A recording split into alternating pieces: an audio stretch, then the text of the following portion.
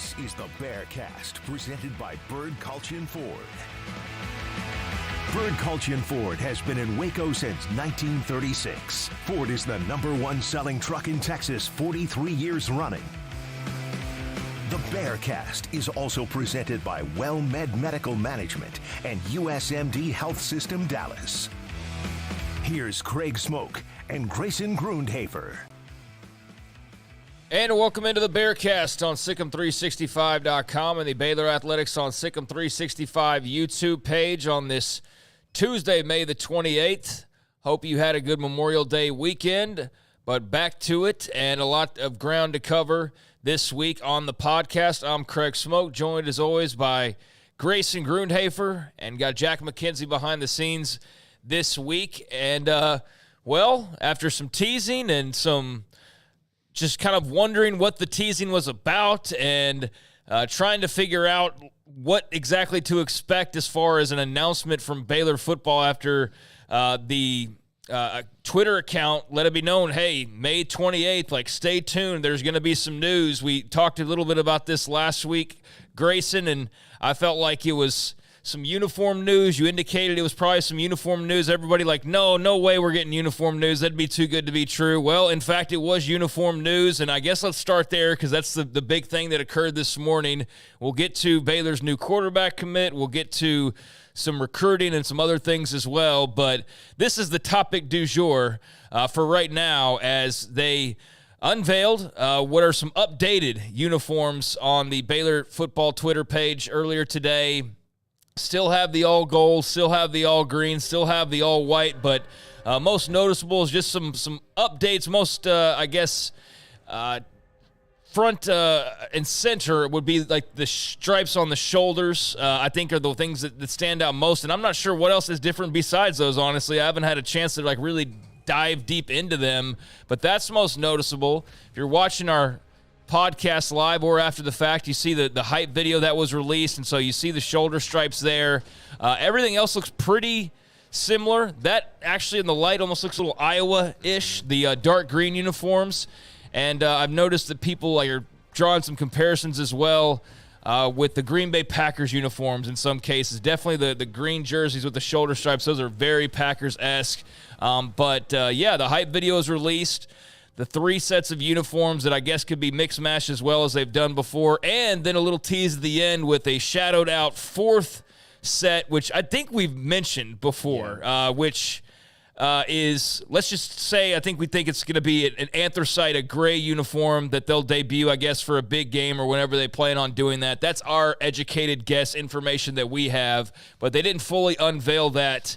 Although clearly they're teasing something else coming down the pipeline. So there you go. We were wondering what it was about, the little tease. People thought, if this is stadium lights, we're going to riot. I didn't think that they would be foolish enough to make the mistake of promoting something so small scale.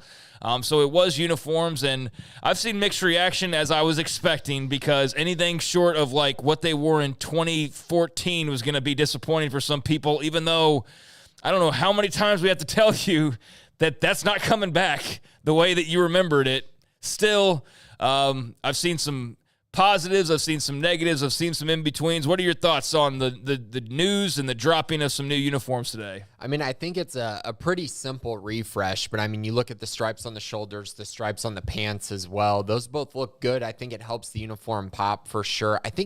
I don't know how much they changed with the green, but the green looks way better than it did, I think, on the previous jerseys. I'm still not the biggest fan of the yellow, but the white and green I do really like. I'm also really excited to see the new uniform. I have heard it's going to be pretty dark, so I don't know if it's going to go all the way to black, but anthracite was always kind of the word thrown around. So something very dark charcoal type color that they're going to use as an alternate. I thought it was cool that they at least teased it, even though they weren't going to show it right now, probably saving it for a game.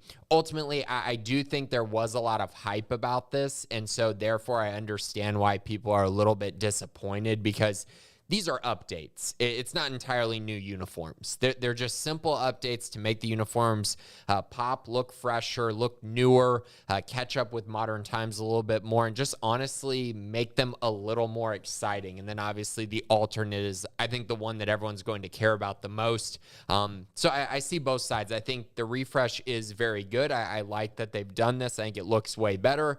But I also understand there was a lot of hype that was coming with this, and so I also can understand why some people are probably a little disappointed. Yeah, I mean, when they first teased it, and I said something last week, like, I think this is going to be about uniforms, there was a number of people who, like, immediately started going on their trip to what they wanted to see and what they imagined in their head and what they've been planning. So I saw, like, let's bring gold chrome back. And, a lot of kind of setting yourself up for disappointment, quite frankly. That's why, I just kind of, just let it be what it was going to be. And sure enough, it was more of an update than anything else. But, yeah, definitely some Packers vibes on the shoulder stripes. But I do think the all-whites look really great. Similarities or not, I think those look really sharp with the stripes on the shoulders, really adding some pop to it.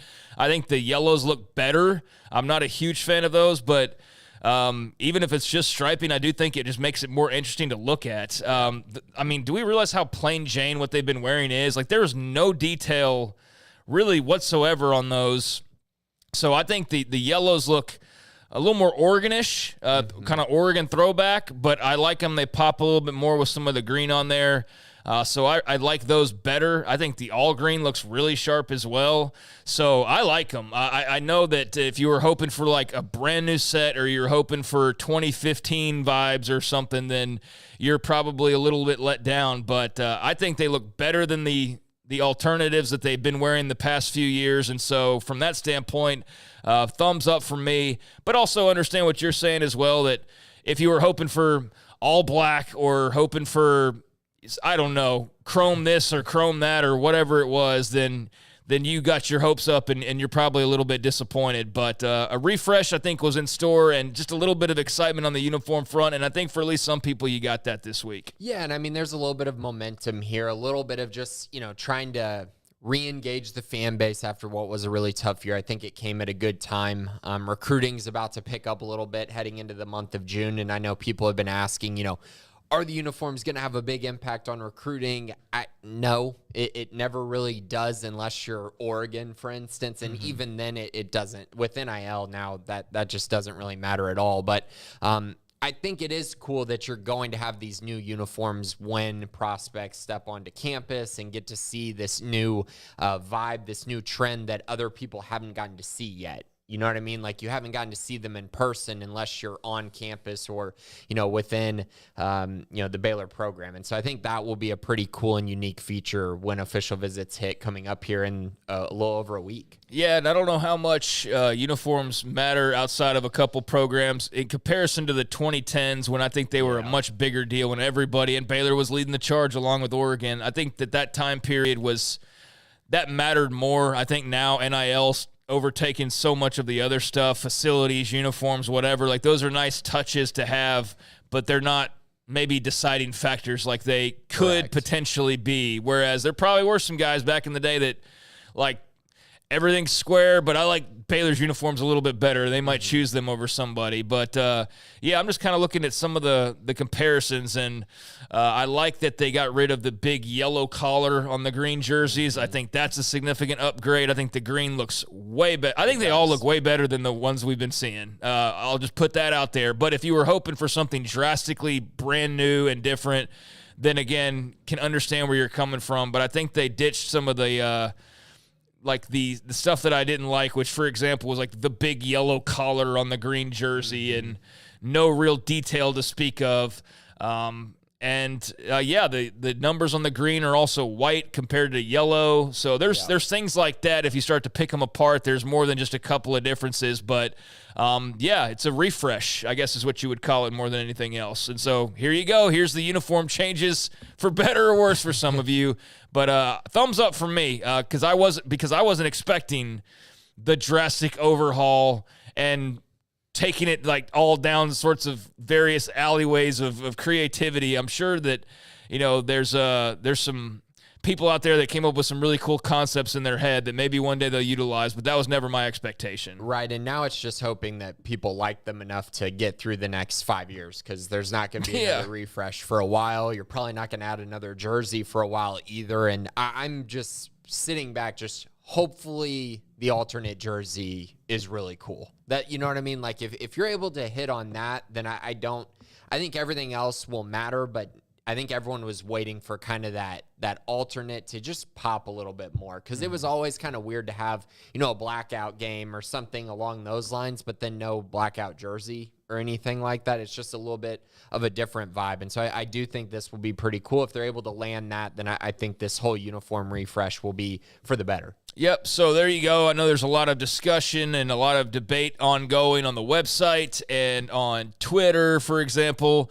And so to each their own, everybody's entitled to their own opinion. But for those wondering what the big announcement was going to be, it was a uniform update. And like I said, thumbs up for me. I didn't have super high expectations, so expecting some tweaks. I think the tweaks are for the better. And, I see some Packers vibes, but with green and gold, you're going to kind of have very little crossover in terms of like not having some sort of slight comparisons there. There you go. There's the update from Nike. And I think if those had been the original uniforms, I think people would have had drastically different opinions on those originally, because I think the ones they've been wearing are just, like I said, not to keep hammering home the same point, but they were just so plain. Mm-hmm. I mean, so incredibly plain. And I don't think people really fully knew the story there. And it's kind of, I've touched on it a couple times, but when the new uniforms were announced years ago, I think everybody got in their heads like this is going to be like resetting back to what we were. And it was like, no, like Nike basically gave them a life raft, because when their contract was coming up is when all hell was breaking loose with the program. And Mac Rhodes did an interview with us, and he went into explaining how like we were like in danger, like brands were distancing themselves from us, and we needed uniforms. And Nike, thankfully, because of a connection they still had, was like, yeah, we'll work with you and we'll come up with something. And they came up with those that you saw debuted a few years ago. And I felt like they did throw them a bone, and they also said, we're not going to put a lot of effort into these, no matter what they might have said otherwise, because I just don't know how those could have taken that long to design, to be honest with you, because they were so plain. And so those worked fine for what they were these last few years, but now a 5-year update, I guess you could call it, and we'll see how those resonate, as I think they'll look really good if you win football games. That's my prediction, is that's what will ultimately make them look as cool as possible, as going and winning a bunch of football games. Yeah, absolutely. Everyone will forget about the uniforms if you go out and win 8-9 games next year. I do have a question, just because I saw this mentioned a few times. They put the stripes on the shoulder pads and stripes on the pants. Would you have liked to have seen a stripe on the helmet down the middle? Yeah, I think I would have. Yeah. That's one thing that I heard people talking about, and the more that I look at it, the more I'm kind of like, wow, I think they might have missed an opportunity to do something pretty easy that may have made them look better, and it would have kind of gone in line with the other changes they made with stripes. I know many programs have had some success with that. Some have not. Some have looked really bad, but I think Baylor maybe right now could have had an opportunity to do that. If you would have done it on the yellow, then that would have been super Packers. That would have been like the Packers helmet with a different logo on the side. So I could see where maybe you wanted to avoid that, because you already kind of lean that way with the jerseys, the green in particular, and even the white, I think, to an extent as well. Those had the same vibes. So had you gone with that on the yellow helmets, then if you wore the green or the white, that would have been the Packers uniform, basically. Which is fine. Which is fine. Yeah, which is fine. But I could see why you'd maybe avoid them on those in particular. But I think in general, on any of the three, the green, the white, or the yellow, or gold, excuse me, I think those would have probably been a nice extra touch and added a little something extra as well. So I've seen that comment made a couple of times, and yeah, that's one I would agree. They probably could have gone a little bit further with that and added the stripes to the helmets. But beyond that, I don't really have a lot to add. I think that they're sharp and sharper than what they've been wearing. So from that standpoint, I like that, because I do feel like there needed to be a little bit of an update. And so update, you have it, and let the conversation continue and commence, and I'm just curious how many pages deep that thread will go on our website. So many people upset, but then also so many people saying, kind of like us, we understand that it's subtle changes, but it makes it look better. It is better. Is it better than what they were wearing? Yes. Not even a question. They're better than what they were wearing. So from that standpoint, I think it's a thumbs up. But if you were hoping for, again, drastic, then no, this wasn't the update for you. But I don't know. I felt like I kind of tried to warn people at times about not getting too crazy and not thinking that like gold chrome was coming back. But people just want what they want, and they're not going to, reason with anything other than what they want. And so that was kind of setting up to be disappointed, but there you go. New uniform updates, I guess is the best way to put it, for Baylor football. Shoulder stripes, pant stripes, difference in the collars, and everything else kind of status quo besides that. But I'm sure some will probably point out maybe other subtle changes that I don't notice, but I think they kind of is the gist of it. And then a fourth uniform to debut at some point, I would assume maybe in season when the time comes. But all signs point to and we dropped little hints there, and I think little bit hints have been dropped by others around as well. But I think it's going to be a dark uniform, not all black though. Something along the lines of like a dark gray is what has been teased for like a year now.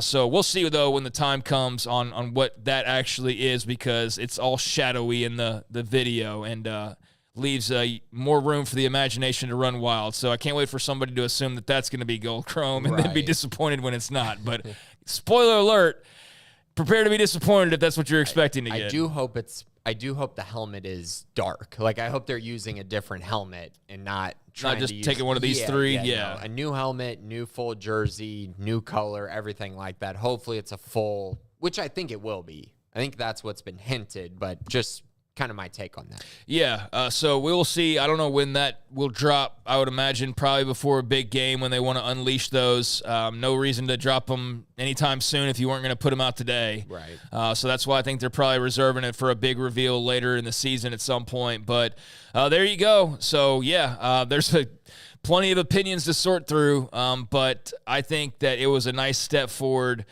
in the looks department. And so there's the big news of the day, and that'll do it for the podcast this week. I mean, that's basically the big news that everybody was waiting on. But no, I am glad that I didn't have to go on a rant today, because I said last week that I thought this was going to be uniform related, and I feel like had they not put out some new uniforms, then fans would have had every right to revolt, because they've kind of teased it before and then not followed through, and it's been something different like lights, or that's why that was becoming the running joke.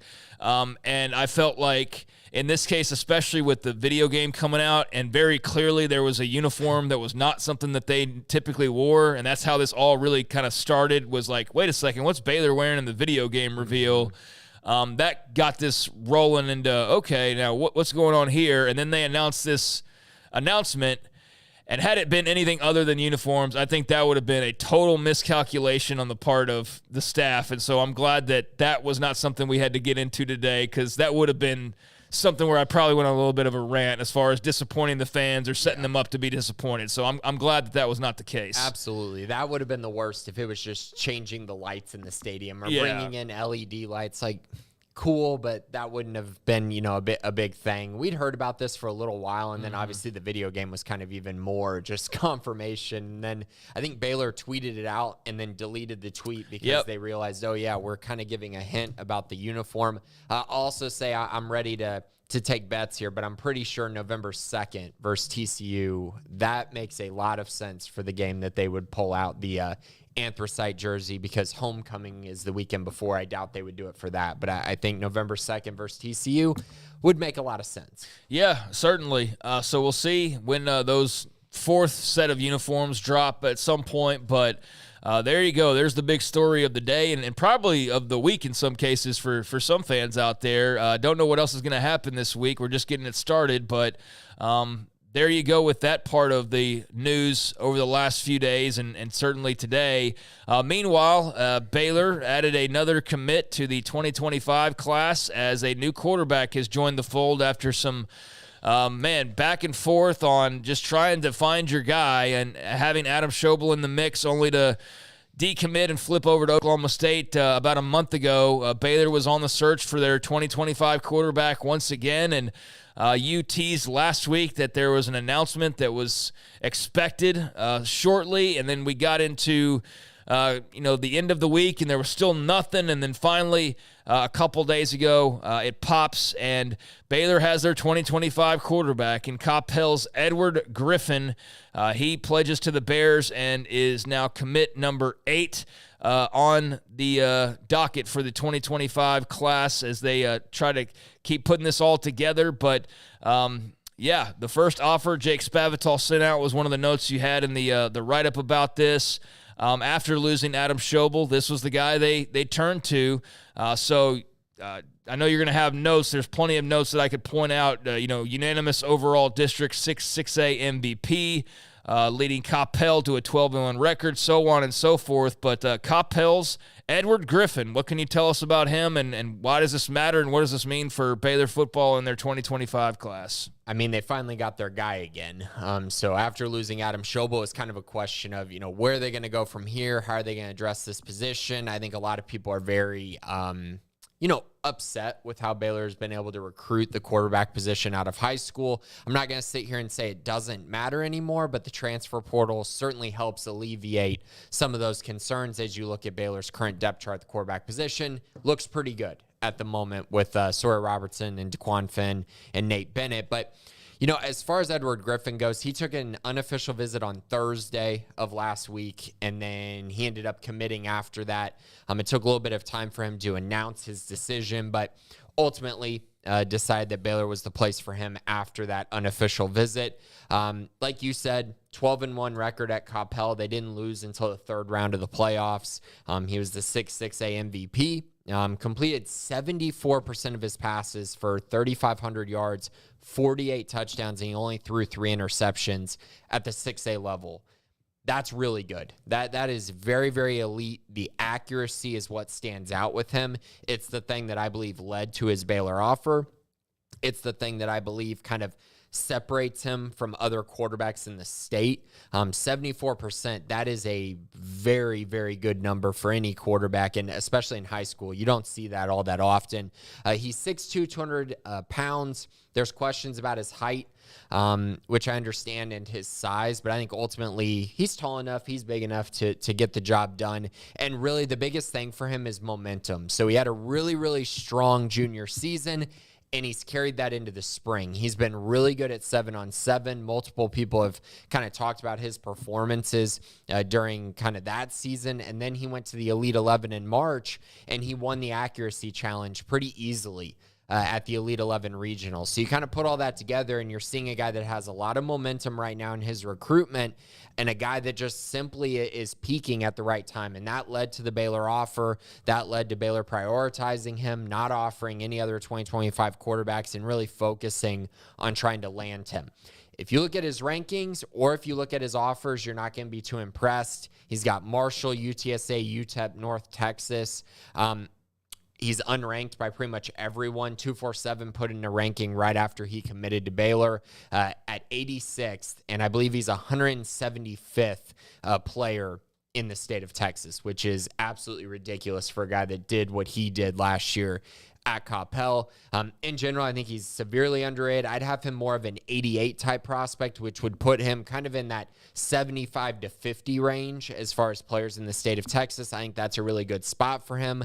When you compare him to other quarterbacks in the state, it feels like that's kind of where he belongs, not where he's currently ranked. So I think this is a really good get for the Bears. I think ultimately the offers don't matter that much, simply put, because Baylor, TCU, Texas Tech, Texas A&M all had their quarterbacks. Baylor had a quarterback commit for a long time. And so for that reason, those in-state offers did not come from the Power 5 programs. So there you go. New quarterback commit for Baylor. And I know a lot of people immediately go look at that offer list. And so you're going to be seeing, like, I saw a couple comments complaining about the offer list, and it's like, well, I don't know. It looks like a kid looks pretty good on tape, and we'll see how it develops over time. I don't think he's being asked to come in and start right away. I think that Jake Spavital and company know what they're looking for, and so, that's not going to necessarily blow you away, but I think you like what you see on film if you kind of know what you're looking at, and I think he fits what they're doing, and I think he fits kind of the line of quarterbacks that they're sort of developing. You're not looking for a guy to come in and start right away, so from that standpoint, he makes a lot of sense, and welcome to the 2025 class, Edward Griffin, as the Bears now have their quarterback, hopefully for the last time in this class. I mean, it's, the offer list thing is funny. The next thing you know, I'm already seeing people, oh, well, let me know when he's signed. And there's this fear. I mean, with what they've been through quarterback-wise, you'd think the offer list would actually be a good thing because you're not worried about Oregon coming in, swooping in at the last minute or whatever. But we'll see what he picks up maybe over the course of his senior year. But I don't know. I'm not sweating that too much. I understand why that's a thing and all. But I say welcome aboard, and they need a quarterback, so glad they landed their guy. Right, and really quickly, he's trying to early enroll. I believe that he will, and then he's taking his official visit the first weekend in June. So the 7th through the 9th. We'll preview that next week, but he'll be there for that weekend, which is huge. To have a quarterback commit on campus with many other prospects that are going to be there. That's a great start. One thing I want to mention about Edward really quick before we move on, I mentioned his ranking and why I think it's absurd. Like I said, he's currently 175th in the state of Texas. That's where he's ranked. Just comparing him to another quarterback who's committed to another Power 5 program, Lloyd Jones, who's committed to Texas Tech, he's the number 51 player in the state of Texas. His offer list is Texas Tech, Colorado State, North Texas, Texas State, and UTSA. Very similar offer lists, but Lloyd plays at the 3A level compared to the 6A level for Edward Griffin. That's kind of my immediate talking point as to why is the separation between those two that big. Doesn't make a lot of sense to me. I don't think it should be that big, and I think that's a reason why when we talk about recruiting rankings, a lot of times when you're not talking about the 5-star guys, the locked-in top 100 guys, a lot of these other guys are just kind of jumbled up at times, and you got to be able to separate by competition level, film, and production, honestly, and what you're able to do in camps and things like that. So I do think he's underranked at the moment, especially compared to other players in the state. What do you think the rate is of people complaining about offer lists and also complaining about uniforms? You think that they kind of align probably on the same wavelength? I would say, some crossover. There's some crossover in there at different times, right? During the season, it's more about uniforms, and then in the off season, offer lists are a huge. I mean, if there's not a Alabama or a high level offer list, people get upset about it. I understand it. Offer lists do matter, but sometimes they don't. There are situations where they don't matter as much. I think this is probably one of those. Quarterback's tough. You can only most programs only take one in a class, so you kind of got to get lucky with your offers. And when all the other schools in the state have a quarterback committed, it's hard to find that offer. Yeah, I guess it's all about perspective and how you want to look at it. But I say welcome aboard. They needed a quarterback. They got their quarterback, and Edward Griffin from Coppell is the man for the 2025 class as it stands now. And hopefully that will be all she wrote for the quarterback spot, because there's certainly been some movement with that position.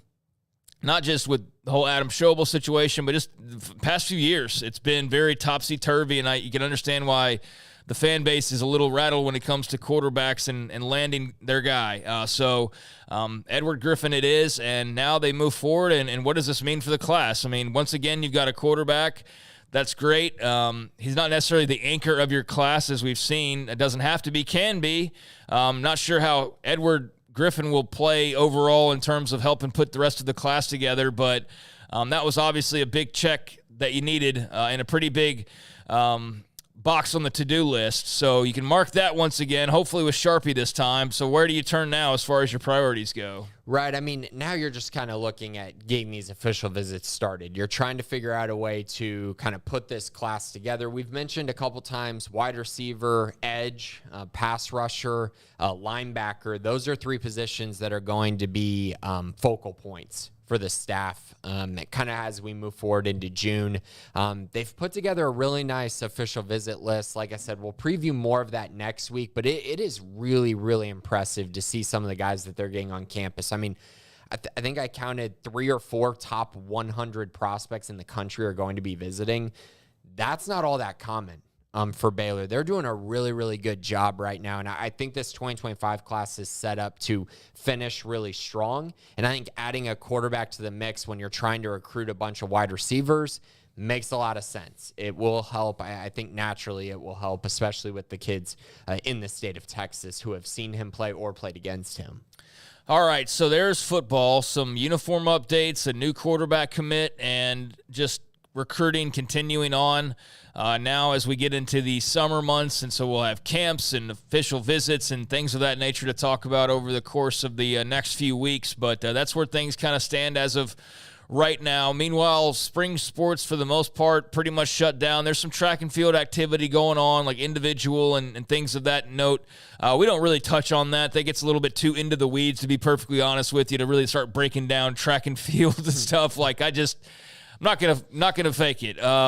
But anything notable, we'll try to, for the most part, pass along. I think the big notable non-football or basketball news, though, this week was the end of softball season as Glenn Moore and his team bow out of the 2024 race to a national championship.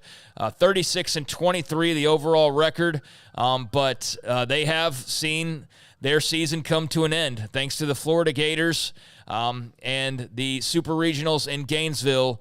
They dropped game number 1, 4-2, bounced back in game number 2, won 5-2, forcing a deciding game 3, and fell short 5-3. The Gators win at home to take game number 3 and to take the Super Regional. So they advance on to the World Series, and the season ends for Baylor softball. But what a year.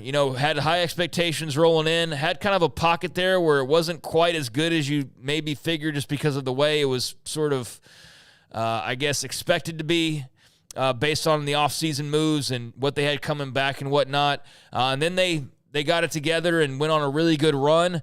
And obviously getting to the Super Regionals is no small feat and certainly something to be proud of, but not anything beyond that in the cards for this season. So there you go. The end of the road for softball, and 36-23, the final record. As I mentioned, 14-13 is what they ended up in the Big 12 and the Super Regional spots. So there you go. The end of the road. Yeah, I mean, this was an awesome season for Baylor softball. I mean, they were in a conference that was just absolutely loaded at the top, and they were terrible against the top teams in the Big 12, which most teams were terrible against those top 3 teams all year long. But for Baylor to go through the struggles they went through during kind of that beginning part of conference play, after they had to play, Texas, Oklahoma, and Oklahoma State rather quickly in there. I think they dropped a series to Iowa State. Like, they just had some moments in there where they looked really shaky, but they turned it around late, and they played their best softball in the regional, and then they carried that into this matchup in the Super Regionals against Florida. I mean, they didn't back down. They played really well in that series. I know they end up losing 2-1 as a total, but it really just came down to which team started faster. And unfortunately, Florida started faster in 2 of the 3 games, and so they end up losing. But they competed, weren't blown out in any of those games. They really fought against a really good Florida program. And ultimately, for Glenn Moore to get back to a Super Regional for the first time since 2017 is huge for him. And I think it's huge for Baylor softball going forward. I think it definitely provides a lot more excitement, a lot more enjoyment, and really tells you, Glenn Moore still has it. The softball program still has it. And with Texas and Oklahoma leaving next year, there's a great opportunity for them to step right up to the plate and be, the program that carries the Big 12 going forward, along with Oklahoma State and maybe a couple others. Yeah, there's going to be a big void in various sports with no Oklahoma and Texas, and softball is certainly one of them. I think Oklahoma State would be considered, the best non-OU and Texas team right now, but there is now room for Baylor to make a push and to be right there at the top, especially Sands, Sooners, and Longhorns. So, yeah, I thought it was a good year overall, and certainly, nothing to drop their heads over. Nice run, and it just had to stop at some point. And obviously, anybody who doesn't have it stop with a national championship is going to be left disappointed. So, congrats to Baylor softball on a great season, and we'll see what they can do. I don't know what to expect as far as who's returning and any of the in-depth breakdowns like that. I'm sure that'll be covered on the website in short order. But like I said, and like you alluded to as well, there is going to be a void. So, if they can take this momentum and go, grab whatever they need in the offseason and build off this, then they have no reason to not be near the top of the, contention in the Big 12 next year. Yeah, and just kind of mentioning Oklahoma State, they are in the Women's College World Series. They advanced along with Texas and Oklahoma. So, Oklahoma State, that's a really good program. They're only going to get better from here. And again, Baylor is the only other program in the Big 12 to make a super regional. So the path forward is definitely there. I believe Oklahoma State beat Arizona, and that will be a new addition, of course, next year to the Big 12 as well. So that should help alleviate some of the loss of Oklahoma and Texas. But obviously, Texas is a good softball program, but replacing Oklahoma in softball, impossible. There's no program you can replace them with and say, oh, yeah, it's the same level as we've seen over the years. Oklahoma's just been dominant. Yeah, so quite possible the Big 12 has a national champion in softball. They're going to have 3 cracks at it, and 2 of them are obviously headed out the door after this season. But still, if you can bring a title back one more time, I'm sure the conference would love that and would appreciate that as a parting gift. So congrats again to Glenn Moore and company on a stellar season that ended in Gainesville this past weekend. So there is that, and I think that's it as far as headlines go.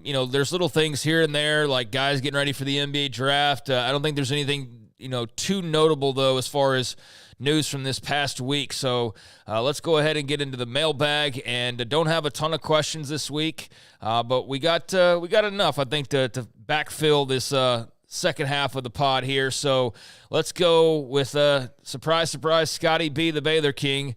Biggest trap game in football for Utah and Kansas State this year. Okay. Let me look up their schedule, Scotty. Yeah, for Utah, this is interesting because I think you kind of look at it and at first glance, you go through, you see they got a couple tough ones on the road, the at Colorado game, at UCF at the very end of the year. But I think when you look at a trap game, you're really trying to figure out something where you go, will they actually be prepared for this game? And to me, I know some people probably want to hear Baylor. It's not the Baylor game because it's too early in the season. But I do think that first game of conference play at Oklahoma State, September 21st, is an absolute trap game. I think that's the kind of game that can go sideways on you, where you can kind of get just caught napping and kind of just get punched in the mouth. And I kind of expect them to struggle with that game. It's really hard to win in Stillwater. It'll be their first time going there in Big 12 play. I think that's their trap game, and that's actually a game that I kind of expect them to lose going into the season.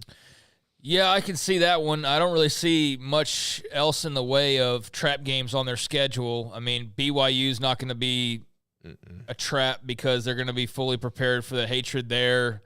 I don't really see a lot of trap potential except for maybe like the next to last game of the year at home against Iowa State. But, I'm looking for something to be a trap there. I don't have a lot of reason other than that's just towards the end of the year, and that's one of those if you feel like you're flying pretty high and then – all right, let's just win these last couple and we're set. And it's like, oh, here comes Iowa State. And they could be a problem. But beyond that, I don't know. I don't think you're really getting caught off guard by too many teams. Although, yeah, traveling to Stillwater, I can see where you overlook that because you just don't really understand how difficult it is for Big 12 teams over the years to go to Stillwater and consistently get wins. And have to slow down before you run out of bounds because you might run into the wall. Right. It's so close. Just little things. The paddles on the pads on the sidelines, the close sidelines. Yeah, that's all something unique to Stillwater. And so, if that's like a night game too on top of that, I could see where that would be. Which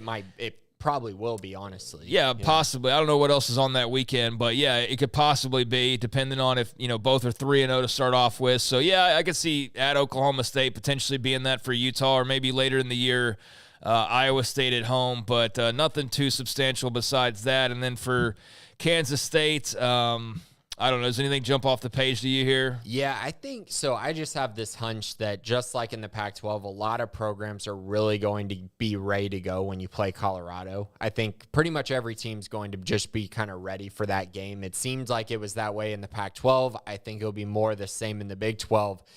K-State has a bye week before that game. I think they're going to come into that game ready to go, play really well, beat Colorado rather easily, but then the very next weekend they got to go to Morgantown and face West Virginia, and that is always a trap game for every team in the Big 12, and I expect it to be one for Kansas State as well.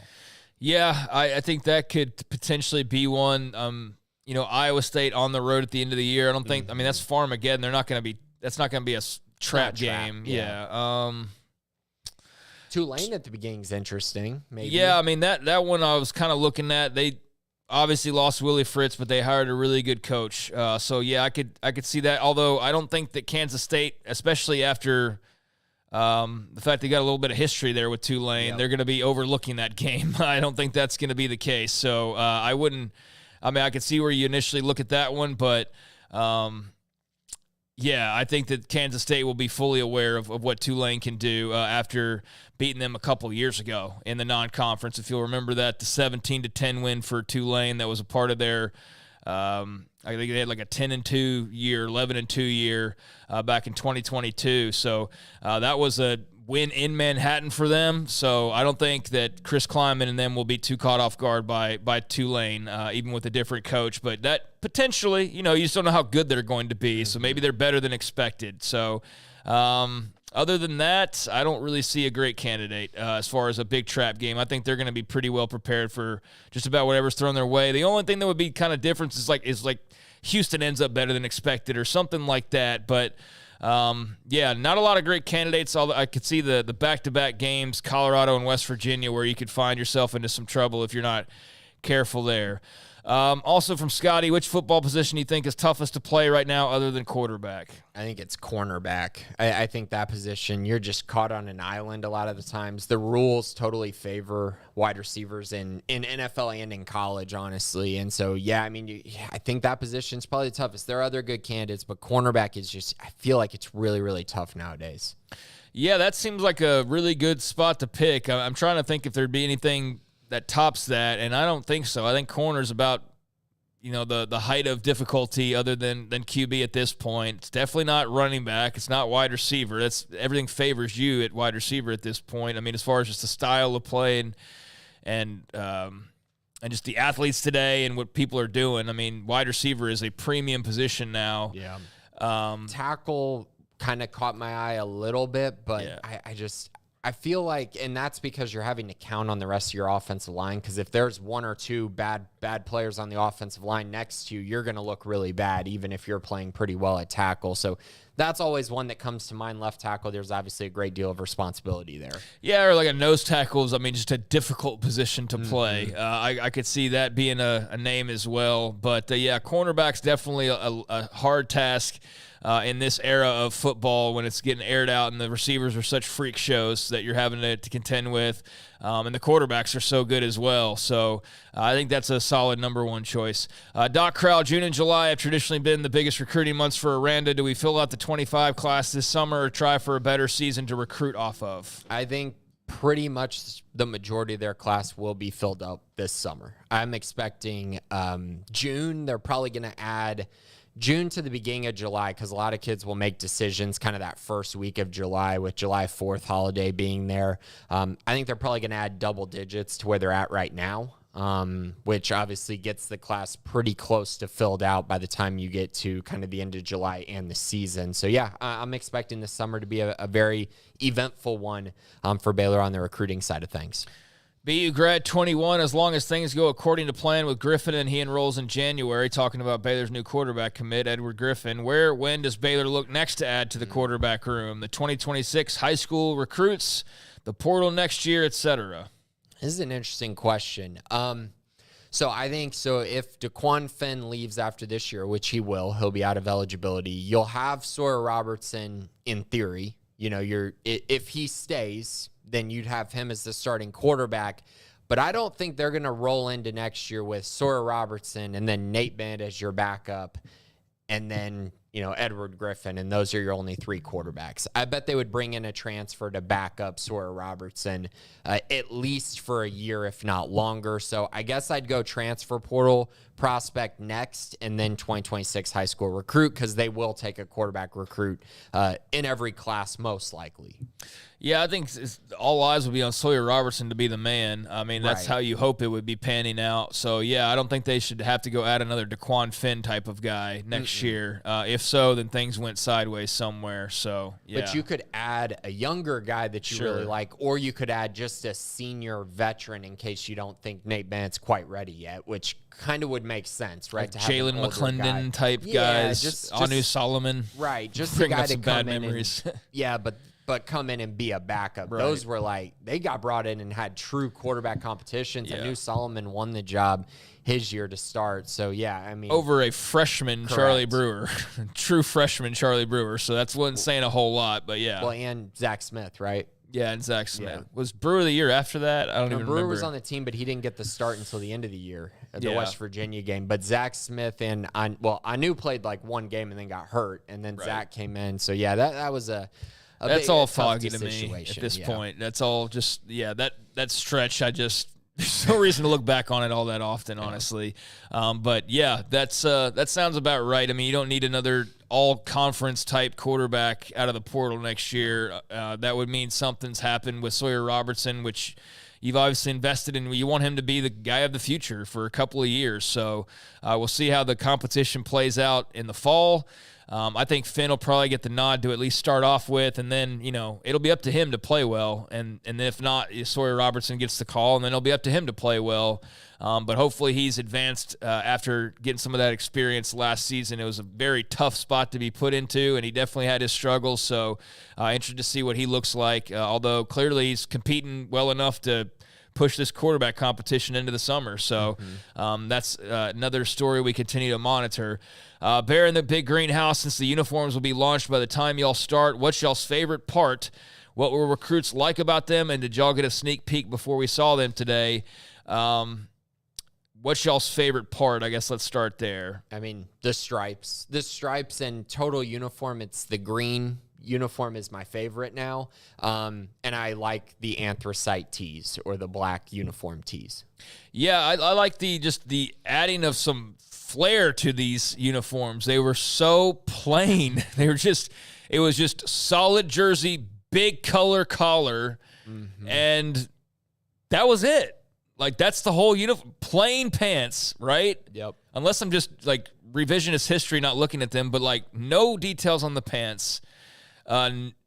Big old chunky collar with, whatever font numbers, and that's basically the uniforms. And so just having something else to it, I think, is what I like most about them, that make them look like there's actually some effort put into them.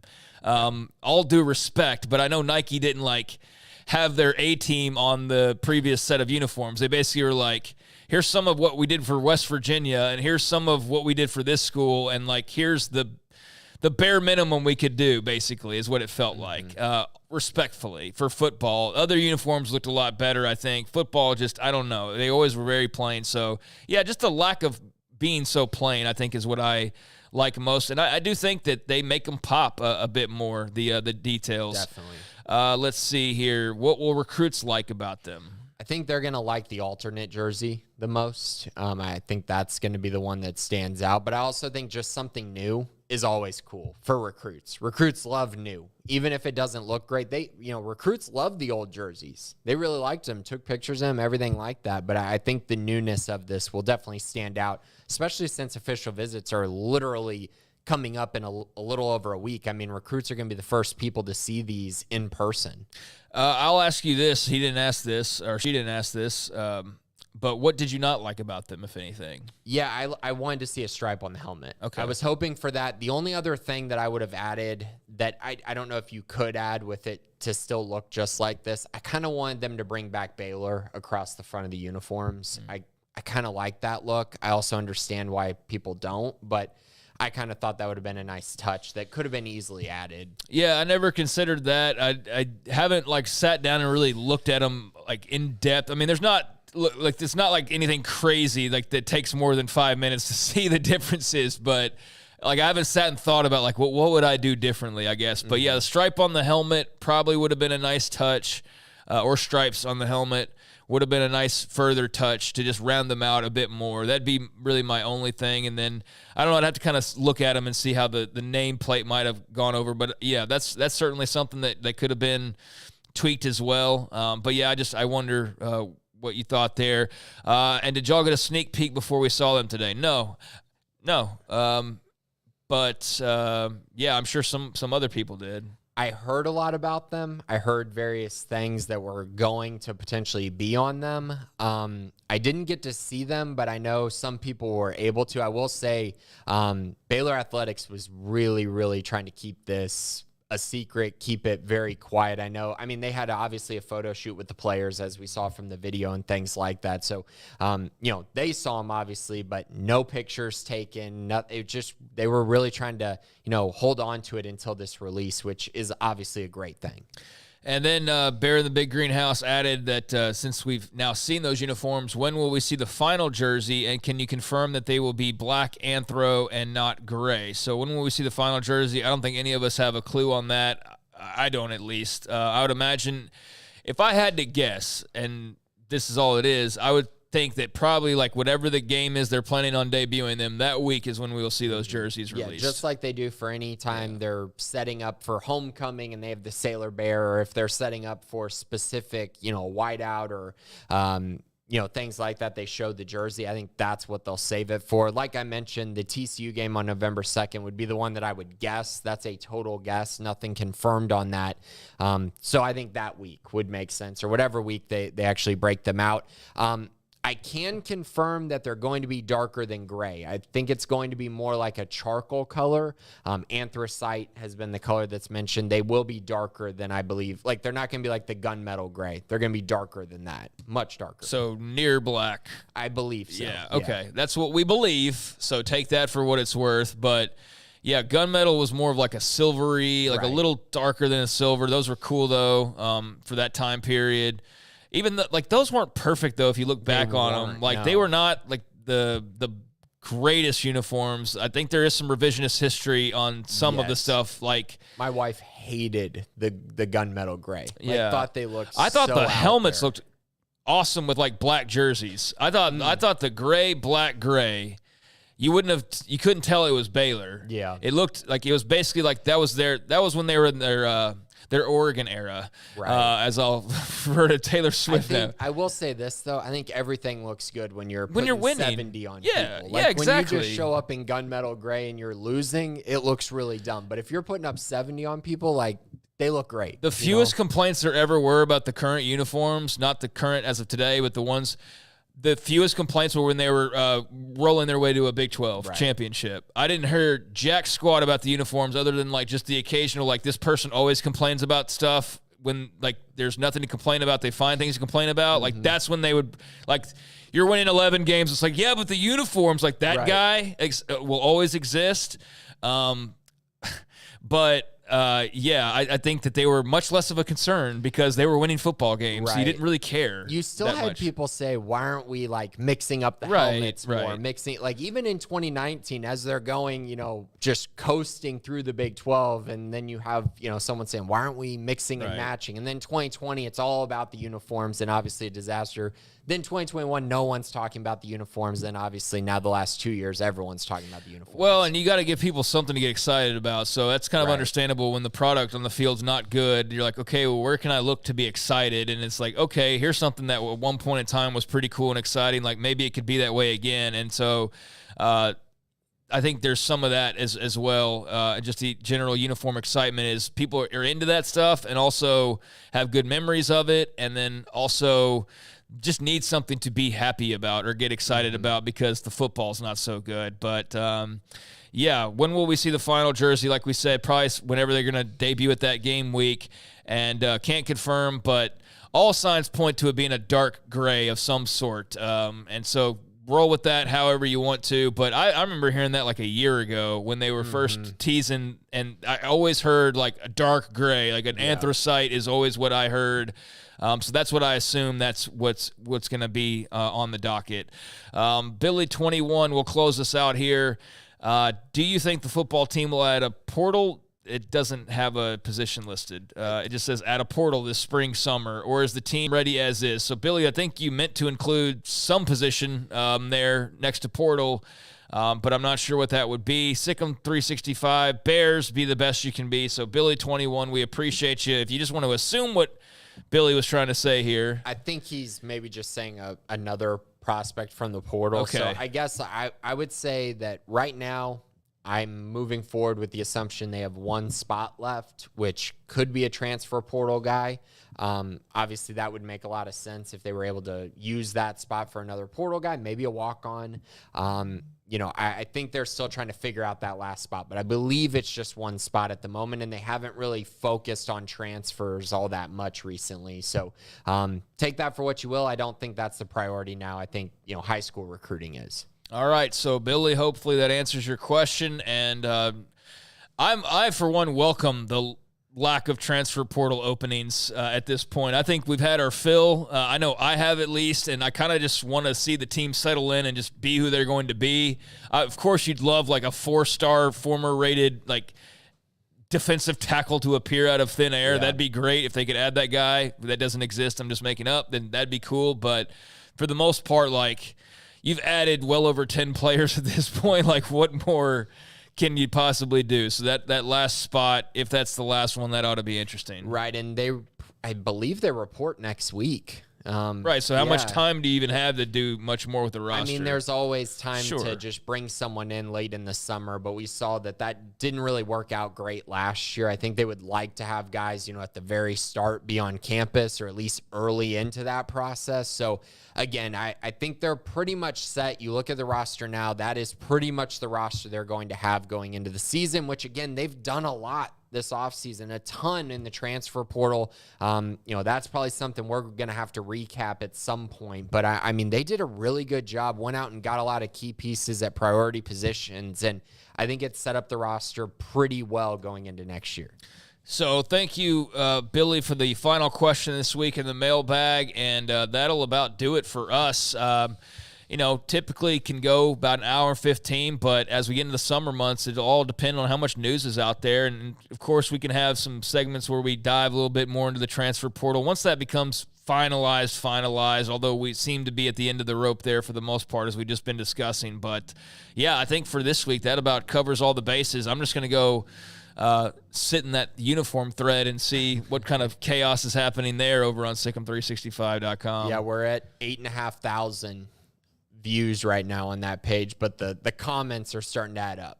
It's starting to 7 pages I think we're on now. 215 comments in there, so a lot of discussion going on around the uniforms, and that's just 2 hours in while people are still working. So this is going to be very interesting during lunch. Yes, it will be. So there you go. There is the show for this week, and thanks to Jack McKenzie behind the scenes. Thanks to everybody watching us live on the Baylor Athletics on SicEm365 YouTube page. If you haven't already, please hit like and subscribe. It goes a long way for us, and just what we try to do in covering Baylor and this podcast every single week, as well as the other videos that we post from time to time. Also, you can check us out on 365 Sports Monday through Friday. And head on over to that YouTube page and hit like and subscribe if you haven't already. But over 44,000 now subs. So it's been a good little run here where we're like right at the tipping point of 40. And then all of a sudden, next thing you know, in like a month, it's ballooned to like 44. So we're excited about that. And I look forward to keeping that momentum up as well. So if you haven't hit up either one of those pages, please do so. And Grayson, anything before we head on out here? No, nothing too significant. Just be sure if you aren't a SicEm365 premium subscriber, the month of June is a great time to join. Tons of recruiting notes and information. I'm about to post a note right now about a top 150 prospect who's going to be taking an official visit to Baylor. So if you are a premium subscriber, you'll get kind of preview of that before we preview the official visit next week. And then also be sure to check out all of our other content and, of course, 365 Sports Radio Monday through Friday, 3 to 6. There you go. So that'll do it. And we do appreciate your time as always. Until next time, I'm Craig Smoke. This is Grayson Grundhafer and Jack McKenzie behind the scenes. And you've been listening to the Bearcast on SicEm365.com.